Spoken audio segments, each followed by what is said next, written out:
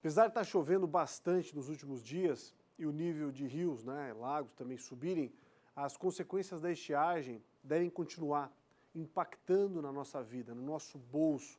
O Edu vai trazer uma reportagem para falar um pouco mais sobre isso. A volta da chuva provocou estragos, perdas irreparáveis em Presidente Getúlio, mas também trouxe alento a outras regiões. É que o período de seca causou um enorme prejuízo para os catarinenses. De acordo com a EPAGRE, foi a estiagem mais severa dos últimos 15 anos. Em alguns municípios do Oeste e Meio-Oeste, teve mês que choveu apenas 20% do esperado. O déficit acumulado nesse período foi de quase 900 milímetros em alguns locais. Com a chegada de dezembro, a chuva retornou, no litoral, num volume bem maior que no Oeste. Nos últimos 15 dias, choveu quase 300 milímetros na capital. E 1/3 disso na região oeste, a mais castigada pela seca. Ainda que o volume de chuva se normalize, o estrago provocado pela estiagem não tem como recuperar. As chuvas não vieram no período principalmente do florescimento do milho, da formação da espiga, do milho, e faz com que quando não tem chuva naquele período da formação da espiga, eu não tenho como mais tarde recuperar essa situação, pois o dano já foi causado à cultura. Neste vídeo produzido pela EPAGRE, produtores falam dos problemas provocados pela seca. Em algumas lavouras, as sementes nem nasceram. E as que germinaram, se não morreram, a produção será bem menor que a média dos anos anteriores. Podemos observar que a cultura da soja está sofrendo com essa praga, que é a vaquinha, em função da estiagem prolongada na região. Essa é a situação no milho plantado dia 26 de setembro. O milho está assim. E o restante praticamente já morreu.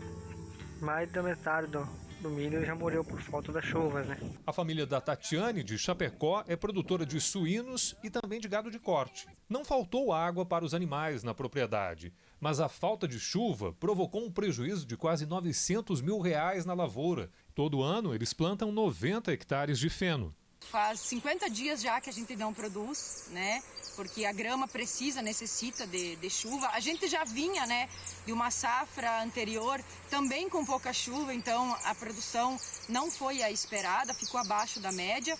E agora nesse período também, 50 dias já sem produzir, uma estimativa aí de uns R$10 mil por hectare de prejuízo. O governo ainda não sabe o tamanho real do prejuízo, mas todo mundo vai ajudar a pagar essa conta. Bom, nós estamos levantando esses dados, mas ainda é cedo, porque ainda, apesar de ter chovido os últimos dias, ainda temos perdas que ainda estão sendo contabilizadas,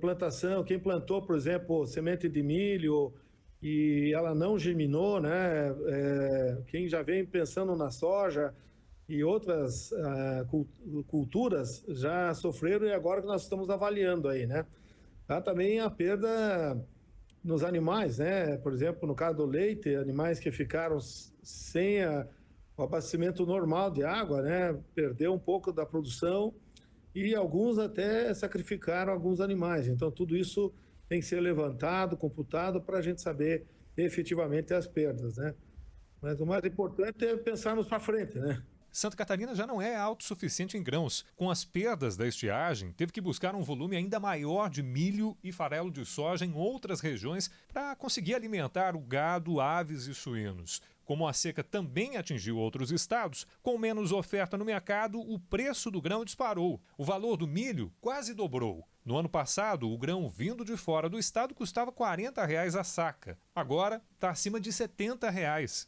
O que está trazendo aí uma pressão de custos na produção da proteína animal. Ele afetou não só o milho para a proteína animal, mas afetou outras produções, Então nós vamos ter outros produtos do setor, da agricultura também subindo, Porque perdeu-se, a produção e não tem como recuperar assim de uma hora para outra. Além da carne e do leite, já teve reajuste em outros produtos. Tudo por conta da queda na produção. O Centro de Socioeconomia e Planejamento Agrícola aponta que o milho-silagem foi mesmo a cultura mais atingida, seguida do alho, milho-grão e cebola. O governo do estado anunciou linhas de crédito para socorrer os produtores rurais que tiveram prejuízos por conta da seca. mas também quer obras que garantam o abastecimento mínimo de água das propriedades. E esse tipo de ação será pré-requisito para os produtores terem acesso a recursos subsidiados já a partir de 2021. Políticas aqui da Secretaria da Agricultura vai privilegiar quem está fazendo isso. Ou seja, nós vamos dispor, a partir do ano que vem, recursos, desde que ele faça uma cisterna, desde que ele ou veja a possibilidade de, em comunidade, fazer um poço, né? Ele ajuda a preservar toda essa parte de nascentes. Então, se ele tiver uma nascente e tal, né, bem cuidada, bem tratada, possivelmente ele vai entrar numa das políticas nossas aqui que vai pagar menos do capital que ele pega, né? Que é uma forma de ele se sentir privilegiado, né, nessas políticas. Para quem torce por mais chuva, as previsões são boas. A condição de escassez d'água no estado gradativamente vai se normalizando e a boa notícia é que nos meses de janeiro, fevereiro e março, a chuva deve ser pelo menos dentro da média ou acima dela, ou seja, é o período que mais chove no ano e deve ter chuva constante e volumosa nesses próximos 3 meses.